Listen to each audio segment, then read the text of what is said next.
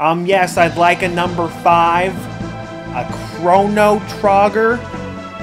Chrono Trigger is probably the most popular, or at least most well-known game on this list. I mean, Final Fantasy VII is there, but Chrono Trigger's been around in terms of renownedness, I would say Final Fantasy VII is second to Chrono Trigger. Yeah, Chrono Trigger is a great game, guys. It's an RPG that was made back on the NES, or the Super Nintendo, actually. Super Nintendo. Great moves, great people that made the game. Oh yeah, it has some of the greatest people like ever have made games. It had the artwork guy from the guy that did Dragon Ball Z. Yep, it has 2 of the creators from Final Fantasy, and then it has the main composer of Final Fantasy. Yeah, the guy that started the series. Yeah, exactly. It's got a great cast of people to make up the game, but then it also has a great cast of characters, great combat, great. I think great's the word. Great. It's great. Time travel, frog, robot companions, combining attacks, awesome story, ladies, epic bosses. Love them, ladies. Amazing. How can you beat a game like that? Oh, I could think of 4 ways. Oh, you think of 4 ways? Well, we still got 1 through 4 on the list. He's the brains behind this operation. So let's get next to the next 4. Bam! Number 4, The Legend of Dragoon. Yes, Dragoon, not dragon. Dragoon. Extra O. The Legend of Dragoon. Now, I'm going to let Brad start since I think he's got a little bit more to say about it than I do. So, Brad, please go ahead. What? Brad, go ahead. Talk about Legend of Dragoon. No, I don't know anything about this game. I know nothing. Let's go off what you know. Come on, you know a couple things. From what I heard in the other videos you've already done, his name is Dart, and there's dragons. Those are both true. Very accurate. Yes, this game is full of dragons that you kill, and the main character's name is Dart. This game is on the list. Brad's personally never played this game. Never touched it. I loved this game because it's full of memories of me playing it when I was young, and I'm just a fanboy of it. When Cameron was a young man, played games. I love going through, your village is destroyed, it's the first thing. Well, that's very original on its own. Then you go on a quest to save this girl you like, and then you end up fighting a big snake, and you turn into a dragon man, and it's fun. It's so cool, it's fun, awesome story twists. The battle system's awesome. There's these things called additions that let you do combo attacks, let you build up your SP gauge so you can cast magic. Very fun. Also, incredibly difficult. And the guard in this game is overpowered. The defend is super overpowered. And that's why we like The Legend of Dragoon. Simple and clean is the way that you're making me feel tonight. Because Kingdom Hearts 1 is number 3 on our list. Okay, so there was a guy at Square Enix, and there was a guy at Disney, and they met up at lunch one day, and they're like, you know what, I have like Cloud and Sephiroth and stuff. Do you think that they would like to hang out with like Mickey and Donald and a small boy in shorts? And oh my god, I was just about to ask you if I could have all my Disney characters come hang out with your Final Fantasy characters. One sec, can I ask, can this kid have a key as a sword? It has to be really big. It's Square Enix, we gotta have a big It has to have also a complex, cryptic story that doesn't explain much and just gives you more questions. And of course, Square Enix is like, yeah, prerequisite to one of our questions than answers? Heck yeah.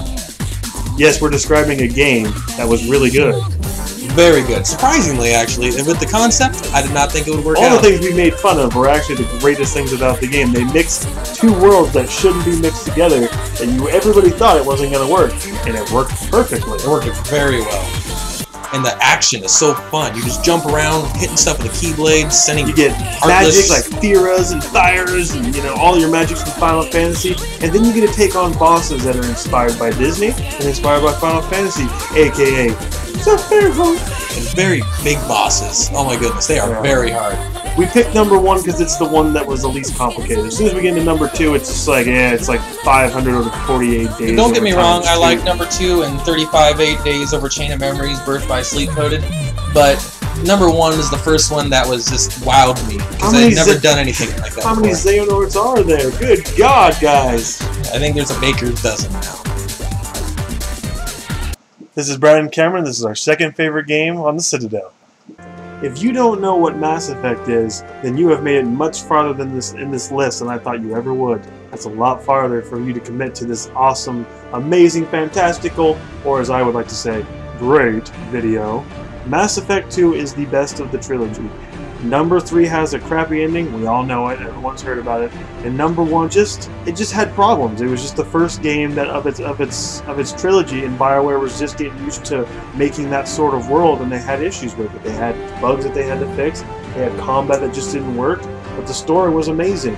Number 2 is just better in every one of those areas: combat, story, and other stuff. I like the power usage in number 1 a little bit more with the not being shared cooldowns, but every other aspect. There was a lot more RPG elements in number 1. There definitely was. But number 2 simplified in a way where a person like me who doesn't really like having so much to control, like having like all these abilities, remember, and what I'm upgrading and knowing what to do in all these other situations. I like it streamlined and made it simple, and the story was so memorable. I've played it like 3 or 4 times. Yeah, very, very good story. If this list was based on story alone, I'd definitely put it at the top of the list, I would say. We love you, Jenkins. Never forget. Jenkins, 1-1. Alright, everyone. Just take a moment, be silent. Before we're going to get to our top RPG, we're just going to take a moment here and remember. The games that just didn't make the list. Why didn't they make it? It's because we're too critical. Fuck ourselves. I'm going to cut that part out. In the arms of the angel, fly away from here, from this dark, cold hotel room, and the endlessness that you fear. You are pulled from the wreckage of your silent reverie. You're in the arms of the angel. May you find some comfort here.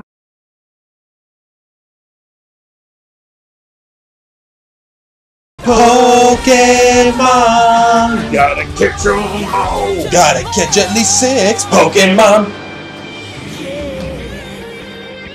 Why Pokemon, Cameron? Why did we pick out of all the games we've played of RPGs, Pokemon is the top of the list? There's definitely many reasons. The one for me is there's so many to go out and catch. You can individually level all these different Pokemon, then they evolve into newer Pokemon.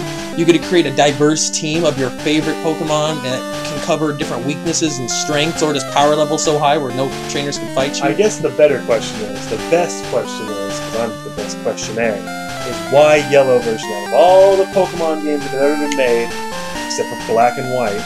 Black and White 2, don't even Black say and White that. 2, come on! Come on! Come on! No, Al. I want to spill booze all over my fucking $6,300 suit. Come on! Alright, why Yellow version? Easy. Pikachu. You start off with Pikachu. Got it. He follows behind you. You can turn around and talk to him, and he shows you his facial expressions. And then you can get all of the original starters in that game. Oh god, see, I named my Pikachu Puka after the freaking Pikachu in the TV show. What did you name yours? Do you remember? I named mine Pika. Pikachu? I wasn't original. I just knew Pikachu said that in the show, so that's what I named Pikachu mine. is everybody's favorite Pokemon, and if you don't, that's fine, but it's a majority of people's favorite Pokemon. And for you devils out there that tried to use a Thunderstone on the starter Pikachu, The hell's wrong with you? just so you know you can't. Not that I tried and figured that out. Because remember in episode 15, When he's tried to fighting do a Thunderstone Surge, and he's going for the third badge, he's fighting Surge, and Pikachu smacks the stone out of his hand with his he's tail. like, no, Ash, we've got to do it. That this should have, way." honestly, that should have made Pikachu evolve. He did touch the stone. But Technically. bottom line is, he's immune to evolving because he's the best. He's the best. Around, to knock you down. Alright guys, well we hope we explained it good enough, but that is why Pokemon Yellow version is our #1 RPG ever. Ever. Cameron, are we done making videos? No, Oh, we're not done making videos? Maybe this video.